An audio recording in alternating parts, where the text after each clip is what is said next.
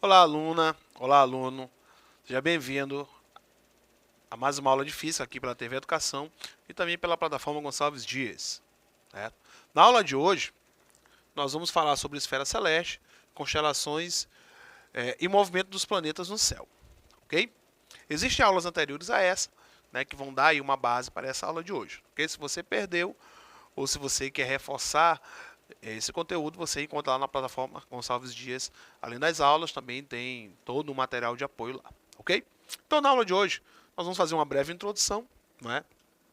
Vamos falar sobre estrelas fixas e também sobre constelações. A aula de hoje, assim como as outras aulas, está super interessante, tá ok? E é um conteúdo que fascina todos nós, né? Então, vamos lá para a introdução, né? Em astronomia e navegação, a esfera celeste, né, aquela esfera que nós falamos na última aula, incluindo a meia esfera do dia e da noite, certo?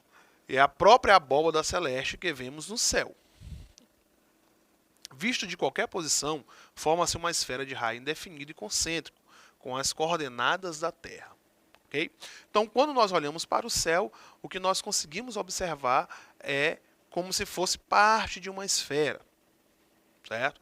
E que esses astros celestes, eles estão ali na superfície interna dessa esfera, certo? Que nós chamamos de esfera celeste. Ok? Então, aquilo que nós observamos aqui da Terra, né, olhando pelo ângulo aqui da Terra, é que essas estrelas, né, que estão lá nesse astro, né, nessa esfera celeste, certo? É como se elas estivessem ali todas, né, fossem apenas pontinhos ou pequenos buraquinhos dentro dessa esfera maior, né, que é a impressão que nós temos que é desse jeito, certo? Então, nós temos aqui duas imagens, né? Essa primeira animação é mais ou menos como é visto, né, o céu em alguns locais da Terra, logicamente que também é olho nu. Então, nós temos estrelas, nós temos ali o que acredita ser, né, acredita ser o braço um dos braços da nossa Via Láctea, não é isso? Ok? Além, né, de estrelas aí um pouco mais luminosas do que outras, né? Estrelas que têm um brilho maior do que outras, certo? E na figura ao lado, nós temos aí o que faz referência ao movimento dessa esfera celeste em um determinado tempo. Então essas linhas, né, que formam esses arcos, né, esses arcos aí concêntricos, é basicamente o movimento de uma estrela, certo? Logicamente a gente não vai ver o movimento de uma estrela deste formato, certo? Mas se a gente for pegar isso dia a dia, no caso noite a noite, fotografando essa mesma estrela, né, formando imagem dessa mesma estrela, o que nós vamos conseguir observar é que essas estrelas elas fazem esse tipo de movimento, tá ok? Nós vimos até na aula passada a própria questão do Sol, o movimento que o Sol faz, certo? O movimento que está, o Sol quando tem aí uma certa angulação com os paralelos, não é isso? Com a questão da latitude, nós vimos que o Sol ele faz o movimento com uma certa angulação, mas que esse movimento ele imita aí como se fosse uma meia esfera, não é isso? Certo? A parte de uma esfera que faz esse movimento. E quando está, por exemplo, na linha do Equador, ele imita certinho uma esfera, né? Isso é parte dessa esfera, ele faz um movimento ali no zênite, né? E quando está no polo, ele faz um movimento totalmente circular, ok? Então, por causa dessa angulação, da posição que nós estamos na Terra, existem, né, dependendo da estação do ano, dias maiores que a noite ou noites maiores que o dia, certo? Bom, então, esse é o tipo de imagem que a gente começa a trabalhar o nosso conteúdo de hoje, certo? Então, existem algumas estrelas que nós chamamos de estrelas fixas, ok? Então, em contraposição ao astro extremamente brilhante, visível durante o dia, né? No caso que é o Sol, à noite, no céu, observamos as estrelas, certo? Dessas estrelas, nós sabemos que algumas emitem luz própria e outras não. Outras fazem apenas o reflexo dessa luz, certo? Num local bem escuro e na ausência de nuvens, num dado instante, pode-se ver a olho nu cerca de 3.000 estrelas. Certo? Então, a olho nu, sem utilização de nenhum aparato, o céu limpo, não é? Livre de nuvens, certo? E também de muita poluição de luz, né? Um local que não esteja muito bem iluminado, nós conseguimos ver cerca de 3.000 estrelas, certo? Mapeando todo o céu ao longo da noite e durante todo o ano, em todos os pontos da Terra, pode-se verificar a observação de cerca de 6.000 estrelas visíveis a olho nu. Então, mapeando todo o céu em todos os pontos da Terra, né, em todo o globo, a gente consegue ver cerca aí de 6.000 estrelas, ok? Bom, na antiguidade, essas estrelas eram chamadas de estrelas fixas, já que suas posições relativas entre si pareciam não variar com o passar do tempo. Então a impressão que as pessoas tinham antigamente é a mesma que nós temos hoje, certo? O céu de antigamente mudou pouquíssima coisa ao céu de hoje. Então tudo aquilo que eles conseguiam ver de estrelas, eles chamavam aquelas estrelas de estrelas fixas. Então seriam pontos ali já fixos no céu. As estrelas diferiam dos pontos, certo? Nem tanto pelo seu aspecto, mas principalmente pelo fato de que os planetas pareciam se mover entre as estrelas fixas. Aliás, o nome planeta vem de origem grega e significa astro errante, ou seja, aquele que se move, certo? Então a diferença dessas estrelas fixas para as estrelas não fixas, né, no caso, os astros errantes, como eram chamados, né, os gregos chamavam, e depois observaram que esses astros errantes eram planetas, certo? A diferença dessas estrelas é justamente essa, que as estrelas fixas, certo, eram estrelas de outros sistemas, certo? Estrelas-sol de outros sistemas, ok? Estrelas que contêm luz própria, né, que emitem luz, é diferente daquelas que apenas refletem a luz, certo? Que para nós, né, aquelas estrelas que estão, aqueles planetas que estão mais próximos da Terra, tá, ok? Nós também conseguimos ver aqui da Terra como planeta, por exemplo, Vênus, Marte, certo? A gente consegue ver muito bem aqui da Terra, tá, ok? Então essas estrelas, elas eram chamadas ali de astros errantes porque são planetas, ou seja, elas se movem em relação às estrelas, tá, ok? O movimento das estrelas, bem como nós vimos lá na primeira imagem, certo? Só retornando. Lá para essa primeira imagem, ela tem um movimento, todas elas têm um movimento bem definido, certo? Esse movimento ele é bem definido, a gente consegue ver que são movimentos circulares, certo? Lembrando que esse movimento ele ele não se dá como o movimento do Sol, por exemplo, que a gente consegue perceber. Esse aqui a gente consegue perceber bem pouco, certo? A gente consegue perceber mais de que forma? Capturando por imagens. Pegando essas imagens, colocando em sequência, a gente vai conseguir perceber que essas estrelas elas se movem, né? E logicamente fazendo esse movimento. Isso dependendo também do local da Terra. Já as estrelas, já os planetas não, eles não seguem esse movimento, certo? Eles não fazem esse mesmo movimento. Então foi observado isso, por isso que era chamado de astros errantes, certo? Ou seja, aqueles que se movem em relação às estrelas, tá, ok? Bom, então tem algumas estrelas fixas, aqui no caso o Sol, certo? O Sol é a nossa primeira estrela fixa, ok? A gente sabe que o Sol tem um movimento, tá certo? Ele nasce, né, e se põe, tá, ok? Mas é chamado, né, é considerado a nossa estrela fixa, tá, ok? Justamente porque aqui já se trata também do próprio movimento da Terra em relação a ele, ok? Então o nosso astro maior, ele é a nossa primeira estrela fixa, ok? Nós temos a Sirius, certo? A estrela Sirius é a estrela mais brilhante que tem no céu, logicamente que depois do Sol, certo? O Sol é a estrela mais brilhante, por isso que nós temos aí o dia todo iluminado, justamente por conta dessa estrela. Mas nós temos a estrela Sirius. A estrela Sirius, ela está localizada lá, né, na constelação de Cão Maior, tá, ok? Então nós temos aqui na figura ao lado, né, a constelação de Cão Maior, tá, ok? E nós temos ali a estrela Sirius, né, que é a estrela mais brilhante no céu depois do Sol. Essa estrela Sirius, ela tem uma divisão, a estrela Sirius A e a estrela Sirius B, que é uma menor, certo? Que está ali relativamente próxima, a gente olhando aqui do céu, da Terra, relativamente próximo, tá, ok? E elas fazem parte dessa constelação, tá ok? Então, essa estrela Sirius ela tem um tamanho relativamente muito maior do que o nosso Sol, tá certo? É uma estrela que relativamente também é bem mais nova, tá ok? Justamente pela coloração, a questão de coloração do seu brilho, certo? Os astrônomos eles conseguem conseguir dar aí, basicamente uma idade para essas estrelas, tá ok? A segunda é a estrela Spica, né? Que está lá na constelação de Virgem. Ok? Coloquei até uma imagem aqui do Cavaleiro de Spica, né? Que é o Cavaleiro de Andrômeda lá, para quem assiste ou para quem assistiu o Cavaleiro do Zodíaco, né?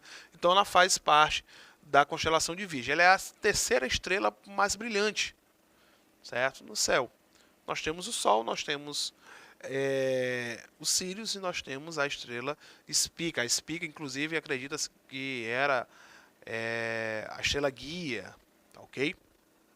Então, lá na constelação de Virgem. Nós temos a estrela Canopus, certo? A estrela Canopus, ela está na constelação de Carina, tá ok? A estrela Canopus, no caso, é a quarta estrela mais brilhante, tá ok? Então, nós temos essas estrelas, né, que estão aí espalhadas, estrelas que nós chamamos de estrelas fixas, né? E a última aqui que eu trouxe, existem várias, né? É a estrela Vega. A Vega é a quinta estrela mais brilhante, tá ok? Isso olhando da Terra, né? E ela está lá na constelação de Lira, tá ok? Então nós temos a estrela Vega na constelação de Lira, a Canopus, né, na constelação de Carina, a Spica lá na constelação de Virgem, a Sirius na constelação de Cão Maior, ok? Dessas estrelas existem algumas que só conseguem ser vistas no Polo Norte, né, no hemisfério norte, desculpa, e outras que só conseguem ser vistas no hemisfério sul. Isso vai depender, né, você vai conseguir ver dependendo do local em que você vai estar na Terra, ok? Certo? Então, justamente porque essas estrelas elas fazem parte de constelações. Bem como eu falei, ó, a Vega faz parte da de Lira, certo? A Spica lá de Virgem, constelação de Virgem, a Sirius lá de Cão Maior, tá ok? Então as constelações, ó, tendo observado que as estrelas pareciam ser fixas, uma das relações, certo? As outras, né? Os antigos astrônomos procuraram convenções para distribuí-las em constelações, certo? Então, quando nós olhamos aqui do céu, a ideia que nós temos é que essas estrelas elas estão ali uma do ladinho da outra, certo? Mas na verdade elas estão ali com distâncias muito grandes, certo? Distâncias astronômicas muito grandes. Mas a impressão que nós temos olhando aqui é como se elas estivessem ali uma do ladinho da outra, certo?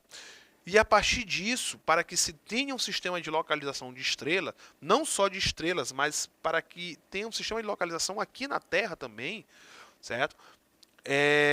Convencionou-se as constelações, certo? Bem como nós já falamos aqui, a Cão Maior, onde está lá os Sirius, a constelação de Virgem, a constelação de Lira, certo?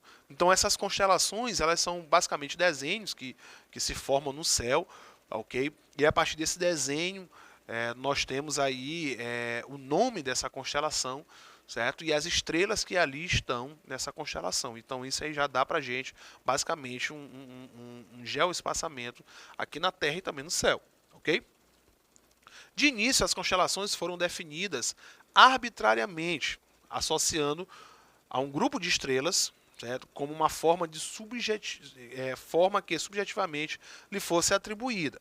Assim foram definidas as constelações do Caçador, do Touro, do Escorpião e de Lira.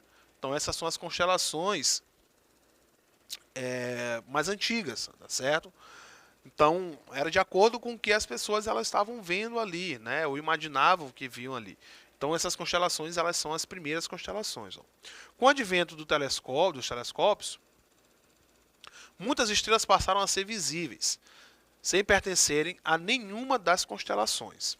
Convencionaram-se então em dividir o céu em 88 regiões com limites bem definidos, certo? Então, são constelações, né, que não eram vistos ou que não são vistos a olho nu, certo? Com a amplificação aí dessa visão, certo? Conseguiram se ver essas estrelas e a partir daí nasce outras constelações, ok? E essas outras constelações também trazendo uma gama de informação muito grande, ok? Dentre as 88 constelações, 12 delas são chamadas de constelações zodiacais, certo? E por elas passa o Sol durante o seu movimento anual aparente, certo? São elas: Carneiro, Touro, Gêmeos, Caranguejo, Leão, Virgem, Balança, Escorpião, Sagitário, Capricórnio, Aquário e Peixes, certo? Essas 12 constelações, que nós chamamos de zodiacais, é que lá para a astrologia, que é uma outra área totalmente diferente dessa, certo? Lá na astrologia que tem a questão dos signos, certo? Isso vai depender da casa em que tem um espaçamento. Isso aí já não sei dizer muito bem se é da Terra ou do Sol. Dentro dessas, ou próximo dessas constelações. Quando a gente fala dentro ou próximo, né, é visivelmente aqui da Terra, certo? Carneiro, por exemplo, é Áries, né? Áries, que é representado por um carneiro, certo? Aí tem balança, certo? Balança é Libra, ok? Caranguejo é Câncer, certo? Estou só trazendo aí para o comum, né? O que nós conhecemos, os nomes que nós conhecemos. A constelação de Serpente é a única que está dividida em duas, tendo entre elas as constelações de Ofiuco, que significa o serpentário, ou seja, o criador de serpentes, tá certo? Então nós temos aqui essa constelação que também é importante para o nosso espaçamento, ok? Existem as constelações que também nós chamamos de constelações boreais e de constelações austrais. Qual é a diferença entre eles? É muito simples. As constelações boreais são aquelas que são visíveis apenas no norte, no hemisfério norte da Terra. E as constelações austrais são aquelas que são visíveis apenas no sul, certo? Por exemplo, no hemisfério norte, nós temos aí algumas que são só vistas lá, a constelação de Leão, por exemplo, certo? A constelação de Órion. Então, olhando na figura também, a constelação de Touro. Então, são constelações que a gente só consegue ver aí no hemisfério norte, tá ok? A constelação de Andrômeda, a constelação de Pégasus, né? No hemisfério sul, que é onde nós estamos, existem algumas constelações que elas também são só nós, certo? A constelação de Virgem, certo? Por exemplo, a constelação de Virgem, ela consegue ser vista no hemisfério sul, apenas no hemisfério sul, certo? A constelação do Cruzeiro do Sul, por exemplo. Cruzeiro do Sul é uma constelação que também a gente consegue ver. Inclusive, o Cruzeiro do Sul ele é utilizado aí para nossa localização também, né? Então, os astrônomos utilizam, certo? Essa constelação para a localização, tá ok? Então, essas constelações que são chamadas boreais ou austrais, elas vão depender aí do local em que você está. Então é muito simples de entender. Se é boreal, é acima, né, do hemisfério, no caso, hemisfério norte, acima do Equador, e austrais é abaixo, né, no hemisfério sul, então abaixo do Equador, que elas conseguem ser vistas, ok? No caso das constelações zodiacais, são aquelas visíveis apenas na linha do Equador. Então quem está na linha do Equador consegue ver muito bem elas. Então são elas. Carneiro, aquelas que já foi falado antes. Carneiro, né? Que Carneiro, Touro, Gêmeos, Caranguejo, Virgem, Balança, Escorpião, Sagitário, Capricórnio, Aquário e Peixes. Dá, né, a referência à astrologia. E novamente retornando lá ao desenho que eu falei, não é? Então nós temos aqui as 12 casas aí do zodíaco, né? Quando chegar lá no palácio, tá ok? Então essas 12 casas aí, elas fazem referência justamente a essas 12 constelações zodiacais, né?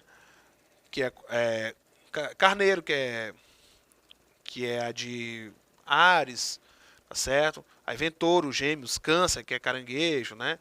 Leão, Virgem, Libra, que é Balança, já foi falado. Escorpião, Sagitário, Capricórnio, Aquário e Peixes, né? Então essas são todas as constelações zodiacais, aquelas que podem ser vistas aí a partir do Equador, ok? Então com isso nós finalizamos a nossa aula de hoje e até a próxima.